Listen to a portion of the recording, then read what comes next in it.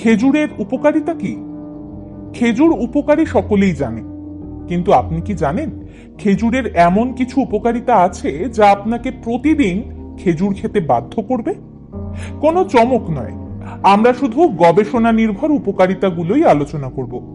গবেষণার লিংক ডেসক্রিপশনে পেয়ে যাবেন, ফলে দেখতে থাকুন শেষ পর্যন্ত। খেজুরের উপকারিতাগুলো জানার আগে ডক্টর বিশ্বাস চ্যানেলটি সাবস্ক্রাইব করে নিন, যাতে এরকম আরো ভিডিও এলে তাকে মিস না করেন। 1. US national library of medicine ও ন্যাশনাল সেন্টার ফর বায়োটেকনোলজি ইনফরমেশনের 1996 এর সেপ্টেম্বর, 2010 এর জানুয়ারি ও 2016 জুলাইয়ের আর্টিকেল থেকে দেখা যাচ্ছে খেজুর মস্তিষ্ক ক্ষয়জনিত রোগ যেমন অ্যালজাইমার্স ডিজিজ প্রতিরোধে দারুণ উপকারী।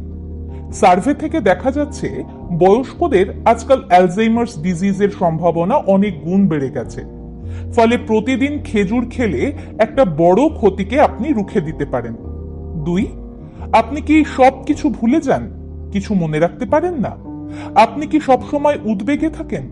তাহলে প্রতিদিন খেজুর খেলে উপকারিতা পেতে পারেন। অন্তত ইউএস ন্যাশনাল লাইব্রেরি অফ মেডিসিনের আর্টিকেল এমনই ইঙ্গিত দিচ্ছে। 3. খেজুরের 3 নম্বর উপকারটি গর্ভবতী মেয়েদের জন্য খুবই কাজের হতে পারে। আর প্রতিটি পরিবারেই কখনো না কখনো কেউ না কেউ গর্ভবতী হবেন, তাই সকলেই মনে রাখবেন।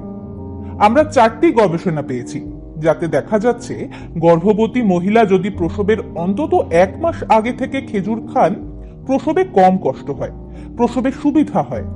4.